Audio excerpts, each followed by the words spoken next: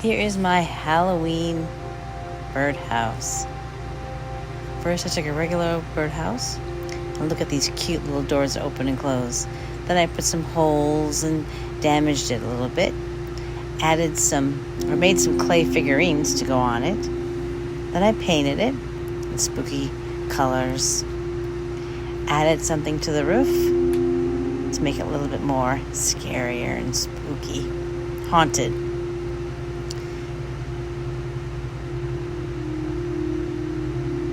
And then I painted the roof, I guess staining it with some different colors. And I began to add the spooky figurines, some scary trees and ghosts to the house. And look at that cute little spider. And I decided to add some greenery to make it look haunted and creepy.